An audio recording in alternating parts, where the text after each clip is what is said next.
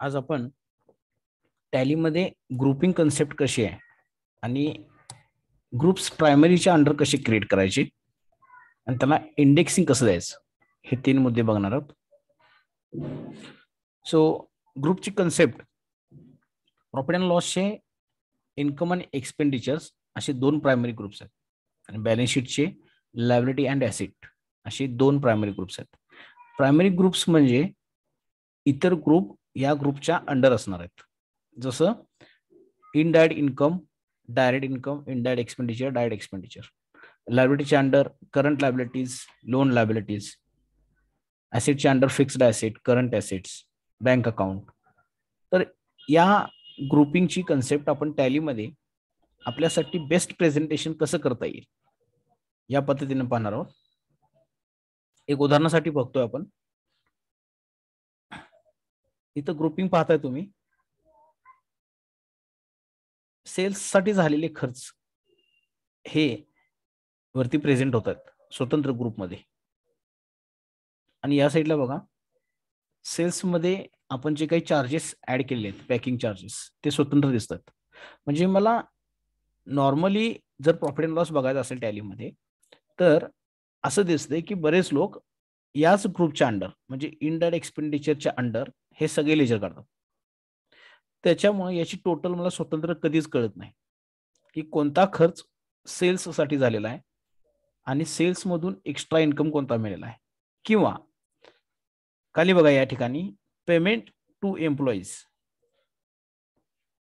म्हणजे एम्प्लॉईज साठी केलेला खर्च याचा ग्रुप मला डायरेक्टली आउटर साईडला म्हणजे इथं दिसला पाहिजे. जसं इनडायरेक्ट एक्सपेंडिचरच्या अंडर काही लोक ग्रुपिंग करतात त्याच पद्धतीनं मला माझा ग्रुप इनडायरेक्ट एक्सपेंडिचरच्या अंडर न करता स्वतंत्र बाहेर कसा करता येईल. ठीक आहे. कॉस्ट ऑफ फायनान्स बघा एक ग्रुप आहे, कॉस्ट ऑफ फायनान्स. ठीक आहे, आपण याच्या एंट्रीज करून बघू. आणि तिसरा आहे इंडेक्स कसा द्यायचा ग्रुपला. म्हणजे या ठिकाणी बघितलं तर परचेस अकाउंट हा 1 नंबरला आहे, ओके, आणि हा मला 2 नंबरला हवा. डायरेक्ट एक्सपेंडिचर मला 3 नंबरला हवा. आता बाय डिफॉल्ट टॅली त्याच्या बिहेवियर प्रमाणे तो नंबर लावून देतो. जसं इनडायरेक्ट एक्सपेंडिचर कायम वरतीच असतो, तर हा मला शिफ्ट करता आला पाहिजे.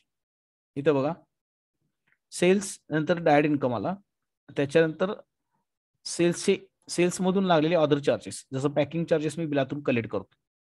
तर हे मला इंडेक्सिंग हवं तसं करता आलं पाहिजे. तर हे 3 मुद्दे पाहायचे आहेत. सो आपण टॅलीच्या स्क्रीनला जातो. काय करायचं आहे, प्रथम मी प्रॉफिट अँड लॉस दाखवतो डिटेल. मी ग्रुप कसे बनवले पहिला दाखवतो. Okay, employees for expenditures for sale. तर याला ग्रुप बनवताना असं बनवायचं आपल्याला. इथं नॉर्मली आपण ग्रुप बनवता डायरेक्ट इन्कम घेतो, इथे घ्यायचं प्रायमरी. Okay, primary. त्यानंतर तो विचारेल 4 ऑप्शन, ॲसेट की लायबिलिटीज की एक्सपेंडिचर का इन्कम. तर याच्यातून मी एक्सपेंडिचर घेतला. अजून एक ऑप्शन आहे इथं, does it affects gross profit. म्हणजे ग्रॉस प्रॉफिटच्या वरती, म्हणजे फॉर एक्झाम्पल प्रॉफिट अँड लॉसला बघा तुम्ही, पहिला ग्रॉस प्रॉफिटच्या रिलेटेड ज्याला आपण ट्रेडिंग प्रॉफिट अकाउंट म्हणतो, की ज्याच्यामध्ये मॅन्युफॅक्चरिंग किंवा ट्रेडिंग की वस्तू जो मेन प्रोडक्ट मी सेल करतोय त्याचा परचेस, त्याचा स्टॉक, हे सगळं मला ग्रॉस प्रॉफिटला इम्पॅक्ट करतं. आणि बाकीचे जे असतात ते ऍडिशनल एक्सपेंडिचर असतात जे त्या ग्रॉस प्रॉफिट मधून मला पे करायचे असतात. तर अशा पद्धतीने ग्रुपिंग करायची. आता इथं कॉस्ट ऑफ फायनान्स बघा, तर याला पण प्रायमरी ग्रुप आहे अंडर एक्सपेंडिचर, पण does it affect gross profit, no, त्याची गरज नाही, ग्रॉस प्रॉफिटला हा इफेक्ट करत नाही. ठीक आहे. तर या पद्धतीने ग्रुपिंग बनवून घेतलेत आणि जे लेजर्स आहेत ते लेजर्स त्या पद्धतीनं त्याच्या अंडर टाकू शकतो. आता फॉर एक्झाम्पल बघा, सॅलरी एक्सपेंडिचर मी पेमेंट टू एम्प्लॉईजला टाकलेला आहे. ठीक आहे. तर अशा पद्धतीनं ग्रुप बनवायचे आणि याचा इंडेक्सिंग दाखवतो कसं करायचं. आता फॉर एक्झाम्पल घेऊया आपण, हा डायरेक्ट एक्सपेंडिचर हा परचेस अकाउंटच्या खाली आलेला आहे. ठीक आहे. हा आहे खर्चच, म्हणजे मे बी मी डिस्काउंट दिला असेल किंवा मला काही ट्रान्सपोर्ट चार्जेस लागले असतील, पॅकिंग चार्जेस लागले असतील, परचेस वरचे असतील किंवा सेल वरचे असतील. पण मला ग्रुपिंग हवं आहे तसं. ठीक आहे. सो याचं ग्रुप बदलण्यासाठी काय करायचं, ज्यावेळी तुम्ही हा ग्रुप बनवता, इथं ग्रुप बनवतो आपण, त्याच वेळेस मोर डिटेल्स मध्ये जा आणि ते इंडेक्स टाईप करा, इंडेक्स. ओके.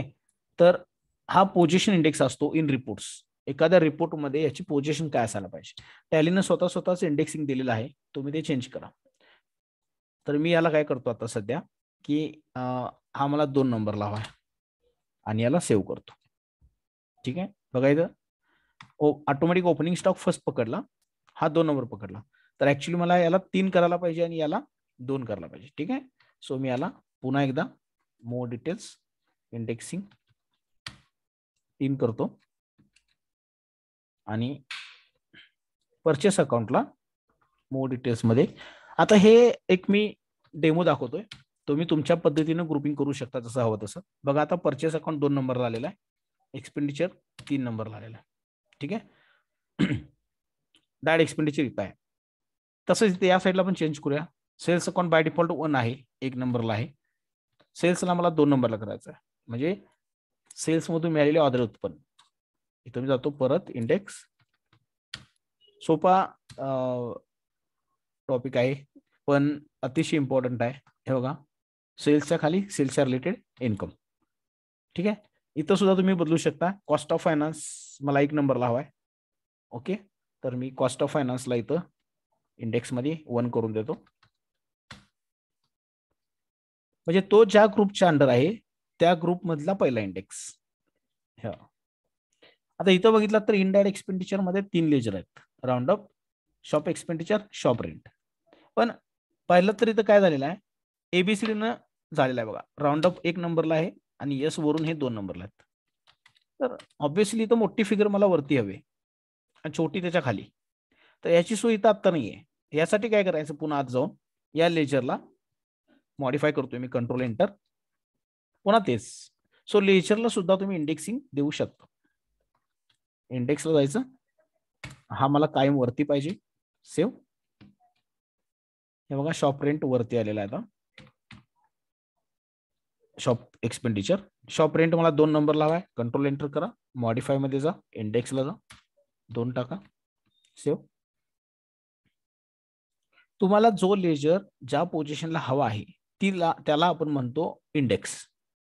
तर हे तुम्ही ठरवू शकता. जसं की आता हे पेमेंट टू एम्प्लॉईज मला कॉस्ट ऑफ फायनान्सच्या खाली पाहिजे, तर मी तर पेमेंट टू एम्प्लॉईज या ग्रुपला बघा मी कसा बनवलाय, अंडर ग्रुप प्रायमरी, आणि प्रायमरी मधले 4 प्रकार आधी सांगितल्याप्रमाणे, इन्कम एक्सपेंडिचर, ऍसेट लायबिलिटीज, त्यातला तो एक्सपेंडिचर आहे. ठीक आहे. आणि ग्रॉस प्रॉफिटला इफेक्ट करतो का, तर नाही. इथं जाऊन मी याला आपल्याला 2 नंबर करायची होती, इंडेक्स 2. सो आता बघा, cost of finance, payment to employees, indirect expenditure. तर सध्याची प्रेझेंटेशनची पद्धत जर बघितली, बऱ्याच म्हणजे 99% प्रॉफिट अँड लॉस अकाउंट किंवा एनी रिपोर्ट्स आपण जर टॅलीतून काढून पाहिली तर बऱ्याच लोकांनी याचा यूज केलेला दिसत नाही. आणि यासाठी काय करतात की हा रिपोर्ट एक्सेलला घेतात आणि चार्टर्ड अकाउंटंट, कन्सल्टंट किंवा क्लायंट हे रिअरेंज करून देतो एक्सेलला. त्यामुळं एक्झॅक्ट प्रेझेंटेशन करताना एखाद्या पीपीटीवर किंवा ओनर समोर किंवा मॅनेजमेंटला प्रेझेंटेशन जे देतो तिथं तुमचा प्रेझेंटेशनचा इम्पॅक्ट तो पडत नाही. म्हणजे बॅलन्स शीट बघून लोक सांगतात की ही प्रॉफिट अँड लॉस टॅली मधली आहे की नाही, कारण त्याचं स्ट्रक्चर युनिक केलेलं आहे प्रत्येकानं, एकच स्ट्रक्चर प्रत्येकानं वापरलेलं आहे. तर त्याची गरज नाही. तुमचा बिझनेस काय आहे बघा, तुमच्या बिझनेसचे डायरेक्ट इनडायरेक्ट एक्सपेंडिचरचा अभ्यास करा. कोणता खर्च तुमच्यासाठी डायरेक्ट आहे आणि कोणता खर्च तुमच्यासाठी इनडायरेक्ट आहे हे समजलं पाहिजे. जसं एक छोटे एक्झाम्पल सांगतो, इलेक्ट्रिसिटी बिल जी काय येतं आपल्याला, पॉवर बिल, हे एखाद्या ट्रेडरसाठी इनडायरेक्ट एक्सपेंडिचर असेल, पण एखाद्या मॅन्युफॅक्चररसाठी ते डायरेक्ट एक्सपेंडिचर असेल, कारण त्याचा डायरेक्ट संबंध आहे त्याच्या सेल्सशी, रेव्हेन्यूशी. तुमचा रेव्हेन्यू जो आहे त्या रेव्हेन्यूला इम्पॅक्ट करत असेल असा कोणताही खर्च हा डायरेक्ट एक्सपेंडिचर असेल. पण नॉर्मली होतं काय, इंडस्ट्रियल एरियामध्ये आणि ट्रेडिंग एरियामध्ये दोन अकाउंटंट वेगवेगळ्या पद्धतीने अकाउंटिंग करतात. एक अकाउंटंट आहे जो कॉस्टिंग बेस्ड अकाउंटिंग करतो, की त्याला कॉस्टिंग कळायला पाहिजे की माझा सेल ऑफ कॉस्ट काय, त्याला पण कॉस्ट ऑफ सेल्स म्हणतो.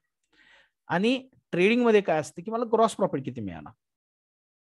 तर ऍक्च्युली अकाउंटिंग कन्सेप्ट सेमच आहे, पण इम्प्लिमेंट करता येत नसल्यामुळं काही लोक टॅली टू एक्सेल घेऊन ते इम्प्लिमेंट करतात, काही लोक टॅलीमध्ये इम्प्लिमेंट करतात. आता हे कसं कोणत्या